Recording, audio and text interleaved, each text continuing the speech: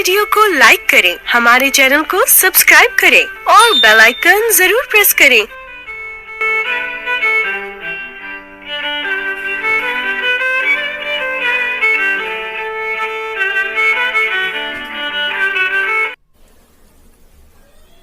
अस्सलाम वालेकुम।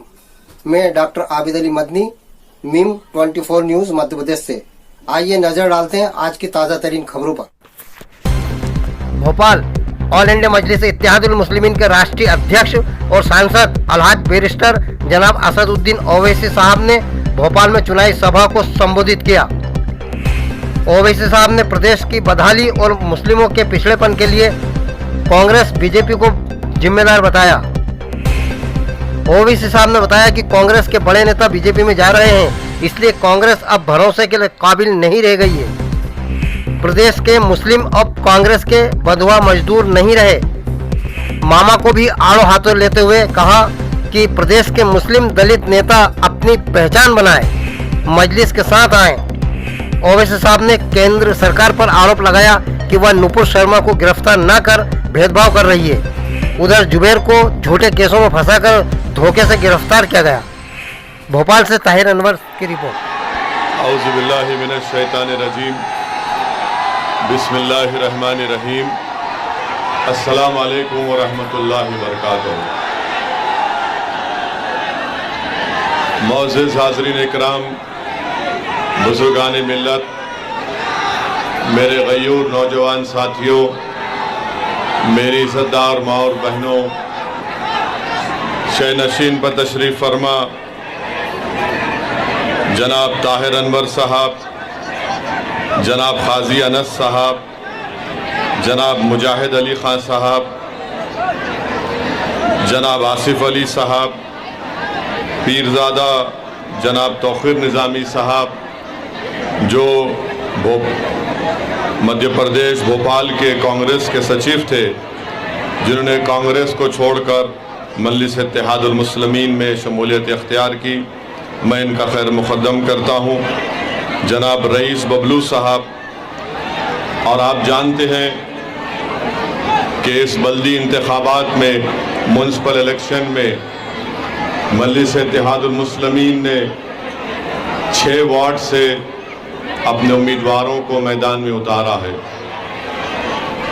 Ward number 14 से हमारी बहन मोहतरमा फ़ाइज़ा बाबर खान साहिबा, वार्ड नंबर 18 से नदीम बाबा साहब, वार्ड नंबर 22 से इनाम हुसैन नवीद साहब, वार्ड नंबर 41 से हज़रत मौलाना मुफ्ती अताउर रहमान खान साहब, वार्ड नंबर 42 से मोहम्मद शाहनवाज साहब, वार्ड नंबर 71 से मोहतरमा आबिदा सुल्तान साहिबा।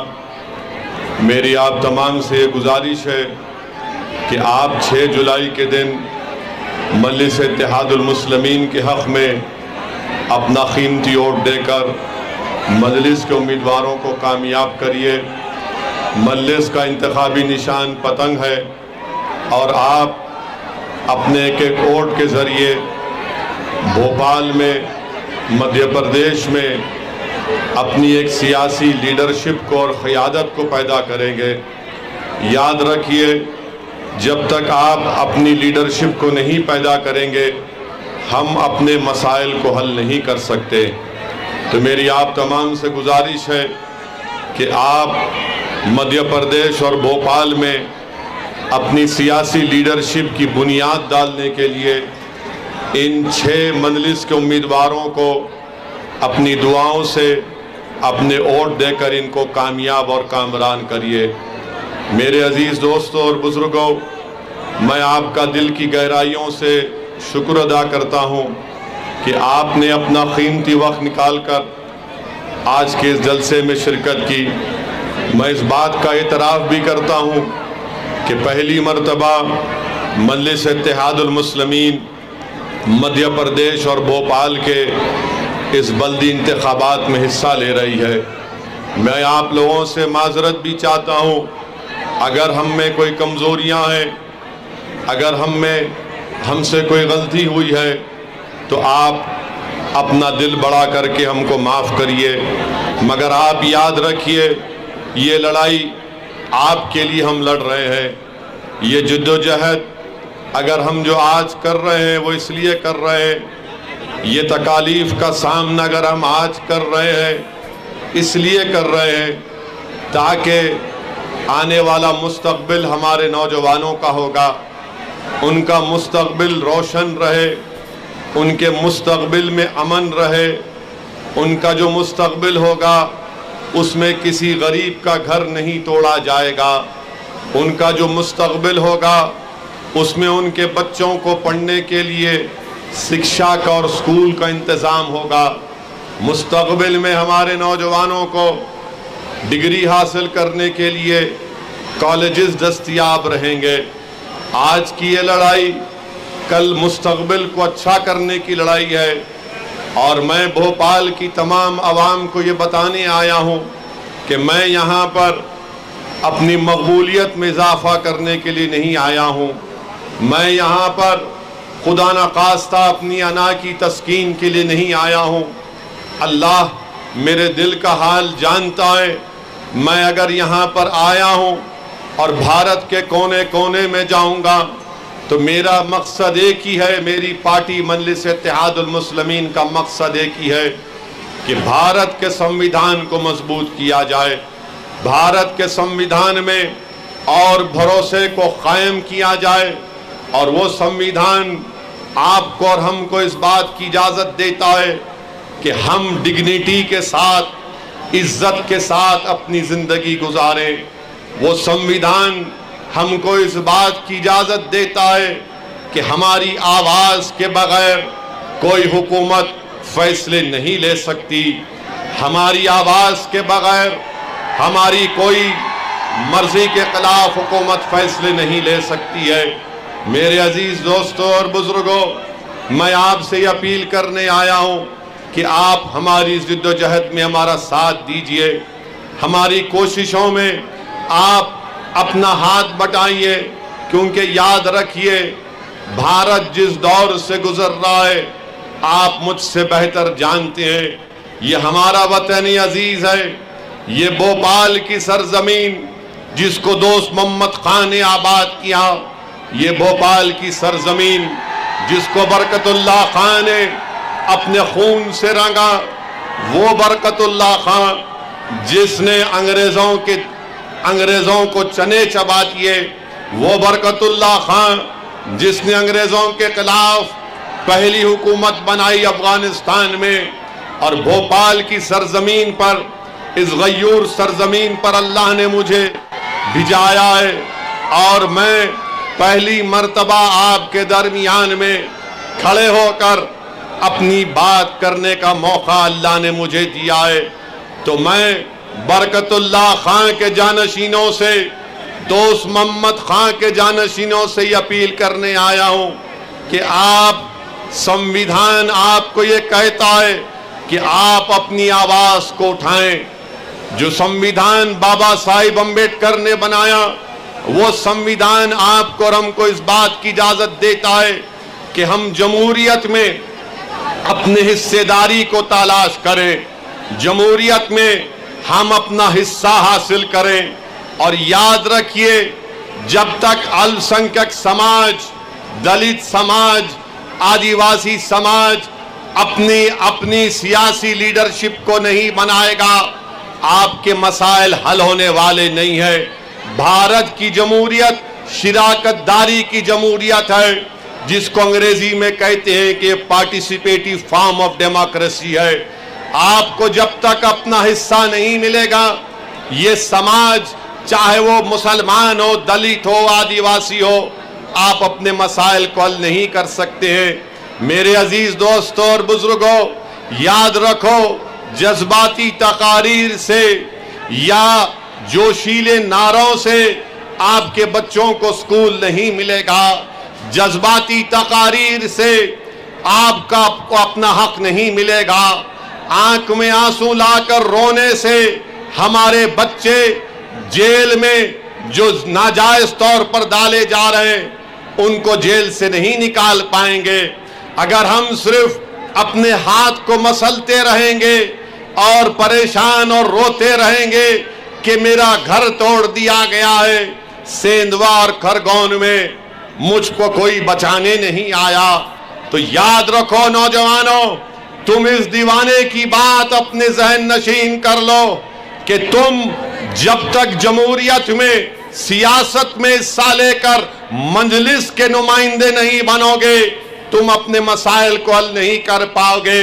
मैं तुमसे ये नहीं कह रहा हूं कि मेरे पास कोई जादू की छड़ी है और अगर तुम मजलिस के नुमाइंदे बन जाओगे तो मसाइल खत्म हो जाएंगे, नाइंसाफी खत्म हो जाएगी। मैं तुमसे ये वादा कर रहा हूं कि अगर आप निचली सतह से, जमीनी सतह से अपनी क़ियादत को बनाएंगे तो आप अपने लिए और आने वाले मुस्तकबिल के लिए आप अपने एक नेता को तैयार करेंगे, एक लीडर को तैयार करेंगे, एक कायद को तैयार करेंगे कि जब कभी किसी की भी सरकार होगी, चाहे कमलनाथ की सरकार होगी या फिर मौजूदा चीफ मिनिस्टर की सरकार होगी, बताइए आज कौन आवाज उठाता है नाइंसाफियों के खिलाफ? आप बताइए कौन जुल्म के खिलाफ आवाज उठाता है? मेरे अजीज दोस्तों और बुजुर्गों, मध्य प्रदेश की असेंबली में आपके नुमाइंदे जरूर हैं, मगर बताओ जो बेबाक तरीके से संविधान के दायरे में रहकर आप आवाज क्यों नहीं उठाते? बल्कि मुझे याद आ रहा है कि कांग्रेस के जब मुख्यमंत्री कमलनाथ थे, उनका एक वीडियो आज भी है जिसमें मुसलमानों से मुखातिब होकर कमलनाथ कह रहे हैं कि आप लोग खामोश रहिए, कुछ मत बोलिए, खामोश रहिए। ये मिजाज कांग्रेस का हो सकता है कि खामोश रहो, ये मिजाज उन कमजोर लोगों का हो सकता है जो वक्त के हुक्मरानों से डरते हैं। मैं आपको मिजाज दे रहा हूं कि संविधान आपको इस बात की इजाजत देता है कि जमहूरियत के दायरे में रहकर आप अपनी आवाज को उठाएंगे, नारों से नहीं बल्कि 6 जुलाई को जाकर वोट मजलिस के हक में डालकर आप मजलिस को कामयाब करेंगे तो वो खामोशी टूटेगी, वो सन्नाटा खत्म होगा और जवाब होगा कमलनाथ को, जवाब होगा भाजपा को। एक तरफ कांग्रेस हमसे कहती है कि खामोश हो जाओ, दूसरी तरफ भाजपा कहती है कि आवाज अगर उठाओगे तो घर तोड़ दिया जाएगा। मैं भोपाल की सरजमीन में बरकतुल्लाह खान के जानशीनों के दरमियान में खड़े होकर भाजपा और कांग्रेस को कह रहा हूं कि असदुद्दीन ओवैसी को अल्लाह जब तक जिंदा रखेगा मैं पुकारता रहूंगा और आवाज लगाऊंगा, क्योंकि भारत का संविधान मुझे और आपको सबको इजाजत देता है कि आप आवाज उठाएं। जमहूरियत के दायरे में रहकर हमको अपनी लड़ाई लड़ना है। मैं आपको ये नहीं कह रहा हूं कि तशद्दुद करो, बल्कि याद रखो तशद्दुद रास्ता नहीं है, वोट डालना और सियासी क़ियादत बनाना रास्ता है। तशद्दुद से कोई चीज हासिल नहीं होती। अगर हासिल करना है नौजवानों तो सियासी लीडरशिप को बनाओ। मैं यहां पर आया हूं और अल्लाह ने जब तक मुझे जिंदा रखेगा मैं भारत के कोने कोने में जाता हूं। आज भोपाल को आया हूं, फिर आऊंगा, मगर मेरा मकसद क्या है कि तुम आज जो खड़े होकर ओवैसी का भाषण सुनकर नारे लगा रहे हो, कल तुम यहां खड़े होगे और जनता तुम्हारा नाम लेकर नारा लगाएगी। ये मेरा ख्वाब है। क्या आप नेता नहीं बन सकते? क्या आप लीडर बनेंगे? क्या आप मध्य प्रदेश के लीडर बनेंगे? क्या आप भाजपा और कांग्रेस की आंखों में आंखें डालकर अपना हक का मुतालबा करेंगे?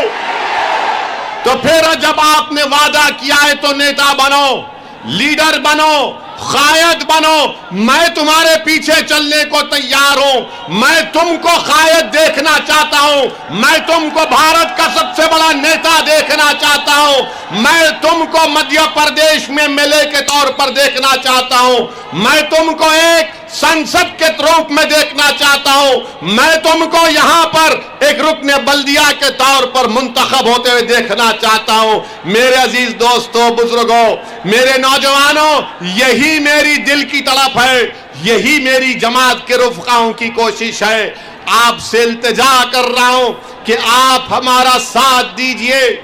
आप याद रखिए, अगर कोई कांग्रेस के पीछे दौड़ रहा है और यह समझ रहा है कि कांग्रेस उसका साथ देगी, कांग्रेस साथ नहीं दे सकती, याद रखो। बल्कि मध्य प्रदेश में, पूरे मुल्क में कांग्रेस और भाजपा में कोई फर्क नहीं है। भाजपा और कांग्रेस ये राम और श्याम की जोड़ी है, एक सिक्के के दो रुख है। मेरी बात को याद रखो आप। अभी मैं आ रहा था तो मीडिया के लोगों ने हमसे पूछा कि कांग्रेस के लोग आप पर इल्जाम लगाते हैं कि आप बी टीम हैं। मैं भोपाल में खड़े होकर कांग्रेस के बड़े बड़े नेताओं से पूछ रहा हूं, बताओ कमलनाथ, जब आप मुख्यमंत्री थे तो कांग्रेस के 20 विधायक एमएलए कांग्रेस को छोड़कर भाजपा में चले गए। क्या वो असदुद्दीन ओवैसी के हाथ से गुलाब जामुन खाकर मामा को मुख्यमंत्री बनाए? बताओ कमलनाथ, तुम्हारी पार्टी के लोग अपना जमीर बेचकर भाजपा में चले गए। तुम्हारे कांग्रेस के एमएलए जिन्होंने विश्वासघात किया मध्य प्रदेश की जनता से और भाजपा में चले गए, मगर कांग्रेस में इतनी हिम्मत नहीं है कि मोदी पर, अमित शाह पर तनकीद करे तो उंगली उठाते हैं कि ओवैसी वोट काटने को आया है। अरे मैं काटने नहीं आया हूं। सुन लो भोपाल की जनता, सुन लो भाजपा कांग्रेसियों, मैं काटने नहीं, मैं अपना हक लेने आया हूं। मैं काटने नहीं, जोड़ने आया हूं। मेरे अजीज दोस्तों और बुजुर्गों, कांग्रेस के 20 विधायक चले गए और फिर सिंधिया चले गए और मंत्री बन गए। इसका जिम्मेदार कौन है? बताओ कमलनाथ। आज कांग्रेस के लोग मंजलिस के उम्मीदवारों के वार्ड में जाकर कहते हैं कि मंजलिस इत्तेहादुल मुस्लिमीन का साथ मत दो, ओवैसी ये है, ओवैसी फुला है। अरे मेरी कोई हैसियत नहीं है। मैं दुनिया में जब तक रहूंगा जब तक अल्लाह मुझे चाहेगा। मेरे अजीज दोस्तों और बुजुर्गों, मैं फिर से कह रहा हूं कि आपको हालात को तब्दील करना है। और हालात कैसे तब्दील होंगे? आप जानते हैं मेरे अजीज दोस्तों और बुजुर्गों कि मध्य प्रदेश में लिटरेसी रेट अगर कम है तो मुसलमानों का है। बताओ भाजपा के लोग जो सबका साथ, सबका विश्वास, सबका विकास की बात करते हैं, आपने मध्य प्रदेश में मुसलमानों को, अल्पसंख्यक समाज को तालीम याफ्ता करने के लिए आपने क्या इंतजाम किया? तो भाजपा के तरफ से आवाज आएगी, ओवैसी हमने स्कूल नहीं खोला मगर घर तोड़ दिया बुलडोजर से हमने।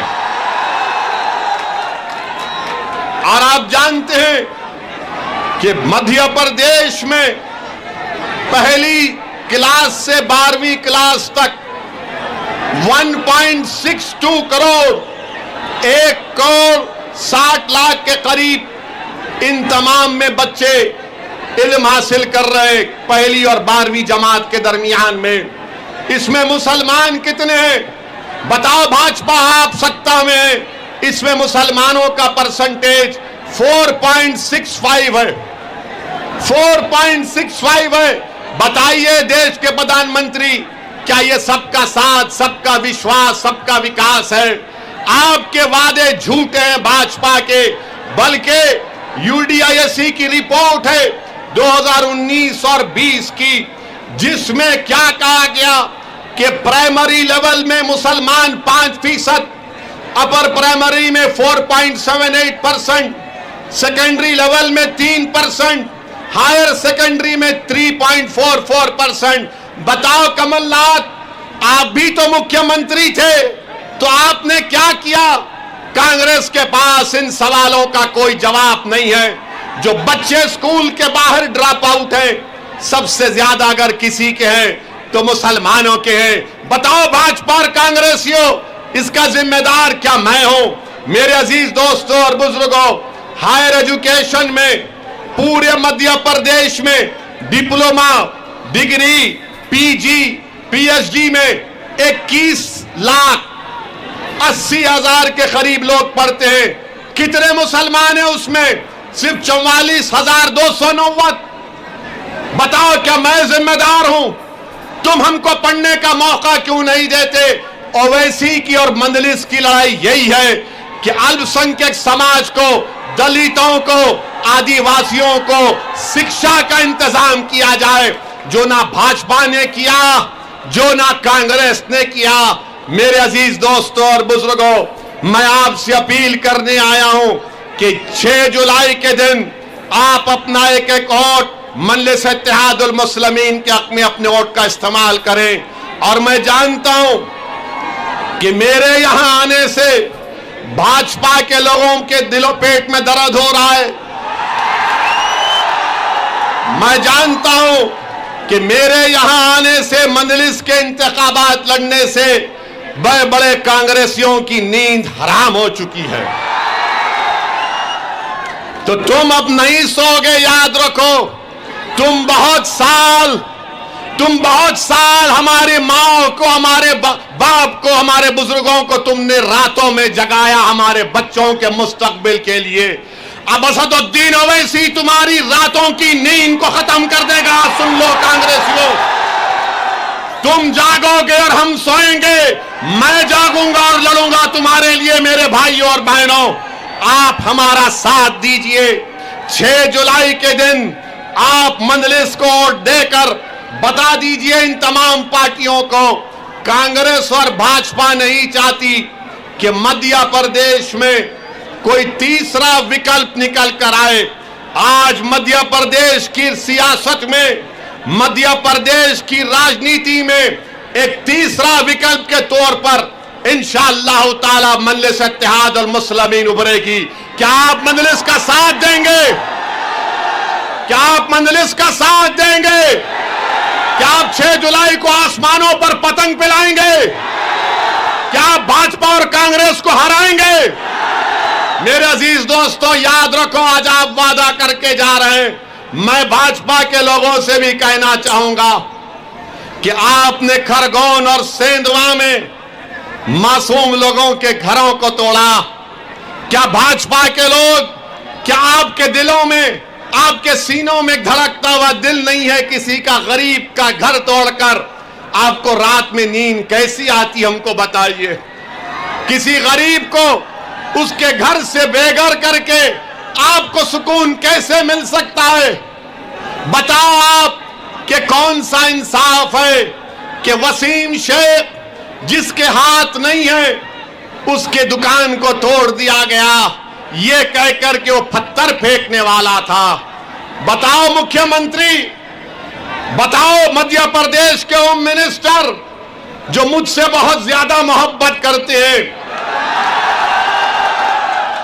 मैं उनको भी बताना चाह रहा हूं, वसीम शेख का हाथ नहीं है तो कैसे कोई जिसका हाथ नहीं है वो पत्थर फेंक सकता है? क्या ये आपका इंसाफ है? क्या ये आपकी गरीबों से मोहब्बत की मिसाल है कि आप एक कमजोर जिसका हाथ नहीं है उसकी दुकान को आपने तोड़ दिया? मेरे अजीज दोस्तों और बुजुर्गों, आप अपने नुमाइंदों को कामयाब करिए, अपनी सियासी लीडरशिप को पैदा करिए, ताकि इन नाइंसाफियों के खिलाफ लोकतंत्र में, जमहूरियत के दायरे में रहकर हम अपनी आवाज को उठा करेंगे। वरना याद रखिए, अगर आप इसी तरह सेक्युलरिज्म की, सियासी सेक्युलरिज्म की गुलामी करेंगे तो जिस तरह से 40 साल से आपका इस्तेसाल हो रहा है, एक्सप्लॉयटेशन हो रहा है, उसी तरह आपके नौजवानों का इस्तेसाल होगा। नौजवानों, मेरी बात को जहन नशीन कर लो। ये लड़ाई तुम्हारे लिए है मेरे भाई, मेरे बेटों, ये लड़ाई तुम्हारे लिए है। मैं तुम्हारे लिए लड़ रहा हूं। मजलिस आपके रोशन मुस्तकबिल के लिए लड़ रही है। आज मध्य प्रदेश में एक तीसरे विकल्प की जरूरत है और मजलिस इत्तेहादुल मुस्लिमीन एक तीसरे विकल्प के रूप में आगे बढ़ेगी। मैं आपसे अपील करने आया हूं कि डरो तो सिर्फ अल्लाह से, डरना है तो सिर्फ अल्लाह से। ना कमलनाथ से डरो, ना मुख्यमंत्री से डरो, ना भाजपा से, ना कांग्रेस से डरो। डरो तो सिर्फ रब्बुल आलमीन से डरो। और याद रखो, आप ही के शहर के एक शायर ने कहा था, मंजर भोपाली ने कहा था कि ताकतें तुम्हारी है और खुदा हमारा है। याद रखो मेरे अजीज दोस्तों और बुजुर्गों, आज आप ना कमलनाथ के उस दिल फरेब वादों का शिकार होइए, ना बीजेपी के इख्तिदार के खौफ खाइए, क्योंकि संविधान में डरने की इजाजत किसी को नहीं है। हाँ, कानून का उल्लंघन नहीं होना चाहिए, मगर कानून के दायरे में रहकर हमको अपनी लड़ाई लड़ना है। मैं आपसे फिर से कह रहा हूं कि तशद्दुद, वायलेंस रास्ता नहीं हो सकता है। तशद्दुद और वायलेंस रास्ता नहीं हो सकता है। हमको जमहूरियत में रहकर अपने मसाइल को हल करना है। मैं आपके दरमियान में खड़े होकर आज उदयपुर में जो हमारे एक हिंदू भाई का किसी दो नौजवानों ने उसका कत्ल किया, मैं उसका खुला खुला कंडेम करता हूं। किसी को कत्ल करने की इजाजत नहीं है कानून में, कोई किसी को नहीं मार सकता। हम कानून को अपने हाथ में नहीं लेंगे। हां, यकीनन हम दोबारा मुतालबा करते हैं कि नुपुर शर्मा को भारत के आईपीसी, सीआरपीसी के कानून के तहत एक्शन लिया जाए, गिरफ्तार किया जाए, मगर कानून कोई हाथ में नहीं ले सकता। किसी को आप नहीं मार सकते। याद रखो, ये जुर्म है, ये जुल्म है। जिस तरह कोई किसी अखलाक को नहीं मार सकता, उसी तरह उदयपुर के कोई टेलर को नहीं मार सकता। जिस तरह कोई पीलू खान को नहीं मार सकता, उसी तरह कोई उदयपुर के टेलर को नहीं मार सकता। जिस तरह कोई रगबर को नहीं मार सकता, उसी तरह उदयपुर के टेलर को कोई नहीं मार सकता। जिस तरह कोई हाफिज जुनैद को नहीं मार सकता, उसी तरह उदयपुर के हमारे हिंदू भाई को नहीं मार सकता। जिस तरह किसी को गोश्त के नाम पर नहीं मार सकता, उसी तरह उदयपुर के हमारे टेलर भाई को कोई नहीं मार सकता। हम मजम्मत करते हैं, हम कंडेम करते हैं। मैं भोपाल की जनता से अपील करूंगा कि अगर आप उदयपुर के कत्ल करने वालों की मजम्मत करते हैं, कंडेम करते हैं, तो मेरे साथ नारा लगाइए, इंसाफ जिंदाबाद, कत्ल मुर्दाबाद, भारत का संविधान जिंदाबाद, भारत का संविधान जिंदाबाद। ये हमारा पैगाम होना चाहिए। मैं मीडिया के लिए नहीं कह रहा हूं, बहैसियत एक भारत के अव्वल दर्जे के शहरी के कह रहा हूं कि हम तशद्दुद को कभी नहीं मानते।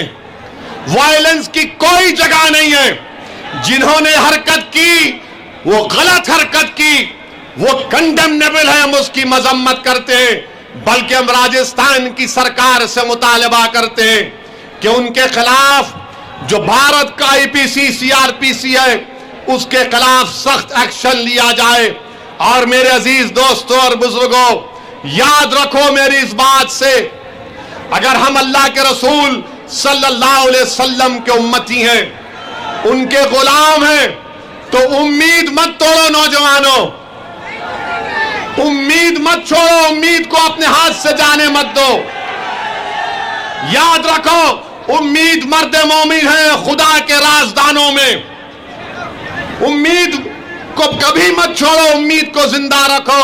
अल्लाह के सामने हाथ फैलाकर गिड़गिड़ा कर दुआ करते रहो, अल्लाह की रहमत जोश में आएगी।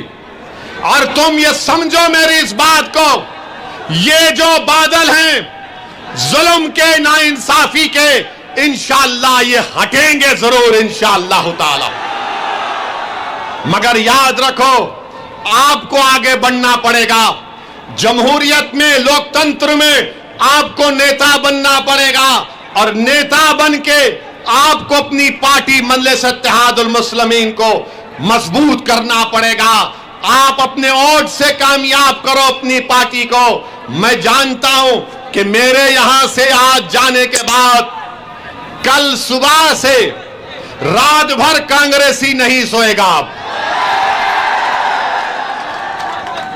मगर आप एक बात तो मानते हैं ना कि ओवैसी के आने से ये कांग्रेसी तुम्हारे घर को आया नहीं आया? आते हैं ना, अब तो आते हैं ना, आके बोलते हैं देखो भाई हमको मत भूलो। पहले आते थे, पहले नहीं आते थे, क्योंकि उनको मालूम था ये कहां जाएगा हमारे को छोड़कर। कांग्रेसियों याद रखो, ये दीवाना आ चुका है, अब दीवानगी पैदा करेंगे इंशाअल्लाह ताला। ये कांग्रेस के लोगों से कुछ नहीं होता, ये बीजेपी को मुकाबला नहीं कर सकते, ये मोदी से मुकाबला नहीं कर सकते, बल्कि ये मोदी से मिले हुए हैं। याद रखो, ये मोदी से मिले हुए हैं, इनका अंदर का रिश्ता है बीजेपी से। बाहर मामा और कमलनाथ अलग अलग है, मगर अंदर दोनों मामा मामा बोलते एक दूसरे को। तो मेरी आपसे अपील है कि 6 जुलाई को पतंग को वोट देंगे। 6 जुलाई को मजलिस के हर वार्ड में मजलिस को कामयाब करेंगे। आप कोई आप कांग्रेसी की बात में तो नहीं आएंगे। अगर कांग्रेसी दौलत का लालच देता है तो लेकर रख लो, वैसी दिला रहा है, अल्लाह दिला रहा है तुमको। ये देंगे लालच आपको। बहुत कमाया उन्होंने, लूटा उन्होंने, गरीबों का खून चूसा है, मगर मजलूमों का साथ नहीं दिया कांग्रेसियों ने। आज हम आपसे अपील कर रहे हैं कि जमहूरियत को मजबूत करिए, लोकतंत्र को मजबूत करिए और आप लीडर बनिए, नेता बनिए। मेरी जिंदगी का, किसी की जिंदगी का भरोसा नहीं है। मुझ पर, मेरी गाड़ी पर 6 गोलियां तो चल चुकी हैं। मुझे अपनी जिंदगी की हरगिज परवाह नहीं है, अल्लाह जानता है। मैं मौत से नहीं डरता हूं, मैं मौत से नहीं डरता। मैं डरता इस बात से हूं कि जब खबर में जाऊंगा तो जब सवालात किए जाएंगे, जब वो चेहरे मुबारक दिखा जाएगा, तो मैं अल्लाह से दुआ करता हूं कि या अल्लाह मेरी जबान से निकले कि मैं इनका गुलाम हूं, मैं इनका गुलाम हूं। मुझे खौफ इस बात का है कि जब हिसाब किताब का दिन होगा, कहीं मेरे अमाल में कमी ना पड़ जाए। मैं इसीलिए काम कर रहा हूं, अल्लाह जानता है मेरे हाल को, मेरी नीयत को। मेरे अजीज दोस्तों और बुजुर्गों, हिम्मत मत हारो, मायूस मत हो। याद रखो, सलाहुद्दीन अय्यूबी को जानते हो? जानते हो सलाहुद्दीन अय्यूबी को? तो सलाहुद्दीन अय्यूबी का वाकया कि सलाहुद्दीन अय्यूबी को आकर किसी ने कहा कि उस मस्जिद अक्सा और बैतुल मुकद्दस को हासिल करने के लिए दुश्मन की फौजें कश्तियों से आ रही हैं हजारों की तादाद में। तो सलाहुद्दीन अय्यूबी परेशान हो गया। तो सलाहुद्दीन अय्यूबी रहमतुल्लाह अलैह ने रात में, रात के अंधेरे में तहज्जुद गुजारता सलाहुद्दीन अय्यूबी रहमतुल्लाह अलैह। सलाहुद्दीन अय्यूबी ने रात में जानी नमाज बिछाई, अल्लाह के आगे सर्वसजूद हो गया और गिड़गिड़ा कर, रो रो कर अल्लाह से दुआ कर रहा था, या अल्लाह हम कमजोर हैं, हम कमजोर हैं, या अल्लाह बचा ले हमको। ये जो हजारों की तादाद में कश्तियां आ रही हैं मुझे बर्बाद करने के लिए, अल्लाह तू बचा ले।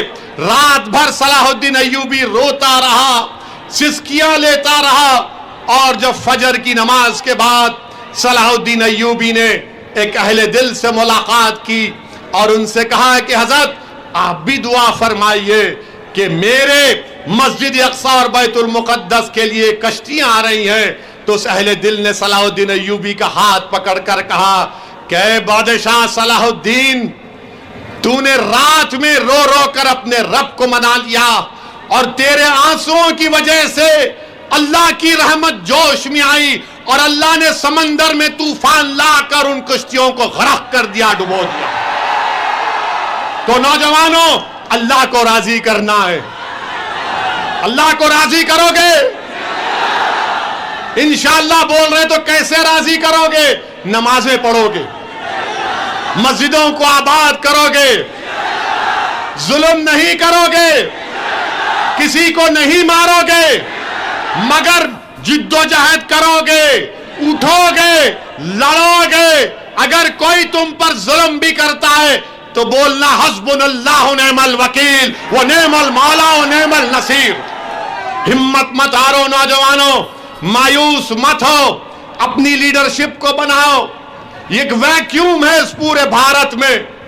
इस देश में हमारे वतन अजीज के लिए हमने आजादी के लिए अपना सब कुछ कुर्बान किया, मगर आज हम आजादी के 75 साल मना रहे।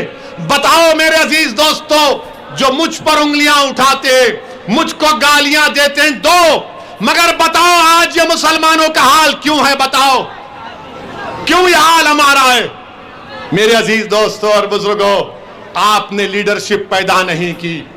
अगर मैं खराब हूं तो तुम अच्छे बन जाओ खुदा के लिए, मगर एक पॉलिटिकल वैक्यूम को, खला को खत्म करो, पुर करो। ये देश के लिए अच्छा है, भारत के लिए अच्छा है जब मुसलमानों की एक लीडरशिप होगी। जब लीडरशिप होगी तो वो लोगों को समझाएगी कि ये रास्ता नहीं, ये रास्ते पर चलो। इसीलिए आपसे अपील कर रहा हूं कि आप मेरे इस पैगाम को समझो। जो लोग आकर आपसे कहेंगे कि ओवैसी वोट काटने आया है, ओवैसी फुला बी टीम है, उनकी बात का हरगिज यकीन मत करिए। उनसे एक ही सवाल करिए कि 20 तुम्हारे एमएलए मोदी के गोद में बैठकर चाय क्यों पिए? उनसे पूछिए कि सिंधिया आज मोदी मोदी क्यों कर रहे हैं? इनसे पूछिए कि महाराष्ट्र में शिवसेना के एमएलए भाग गए बीजेपी के पास, तो क्या ओवैसी जिम्मेदार है?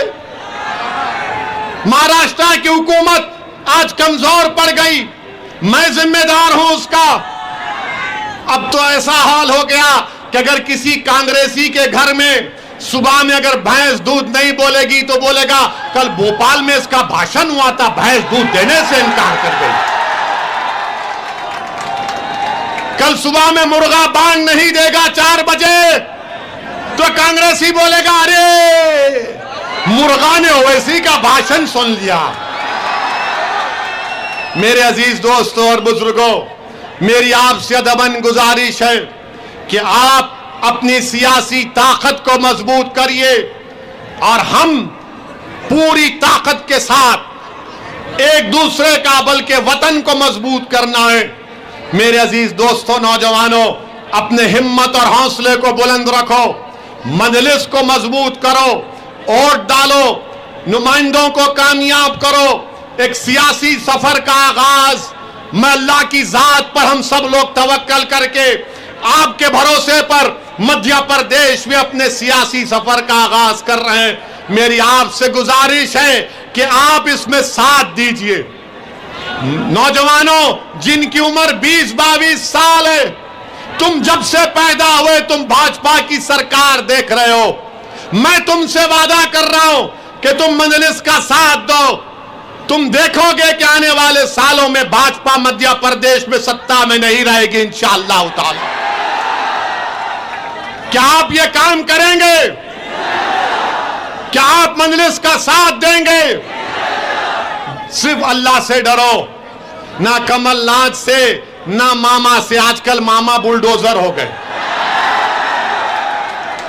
आजकल भूल गए वो ईद के दिन जो टोपी पहन के आते थे, क्योंकि मामा को डर लग गया कि ये होम मिनिस्टर मेरी कुर्सी पे नजर लगा के बैठा है। तो खैर लड़िए, हमको एतराज नहीं है, मगर हमको अपनी पार्टी को मजबूत करना है। मेरे अजीज दोस्तों और बुजुर्गों, 6 जुलाई को पतंग के निशान पर बटन दबाकर आप मजलिस को कामयाब करिए, करेंगे ना इंशाअल्लाह। अगर कोई कमजोरियां हैं तो मैं आपसे माजरत चाहता हूं, हमको माफ कर दीजिए। पहली मर्तबा लड़ रहे हैं, बहुत से नौजवान हैं जिनको सियासी हरबे नहीं आते, बल्कि इनकी नीयतों में इखलास है, इनकी नीयतें साफ हैं, वो गरीब और मजलूमों के लिए लड़ना चाहते हैं। इसीलिए आपसे अपील कर रहे हैं कि आप इन तमाम का साथ दीजिए, मजलिस को कामयाब करिए, और आप अपनी जमात के 6 लोगों को कामयाब करेंगे तो कांग्रेसी बोलेगा अरे ये 6 जीत गए तो क्या होगा। तो उनसे कहिए भारत की पार्लियामेंट में हमारे 2 दीवाने हैं, 540 की ऐवान में 2 दीवानों में से अगर एक शेरवानी खड़े हो जाता तो सबको परेशानी शुरू हो जाती है।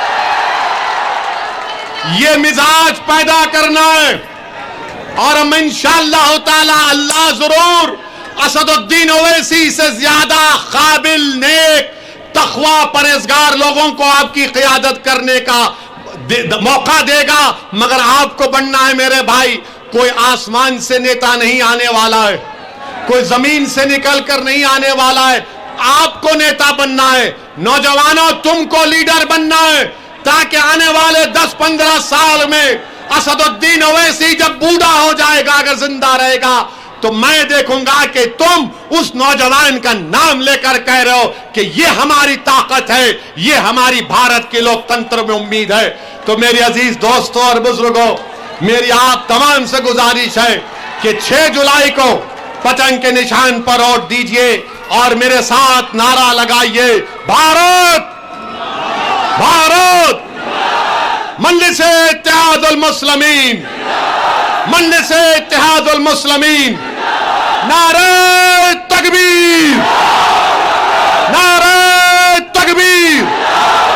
अस्सलाम वालेकुम व रहमतुल्लाहि व बरकातहू।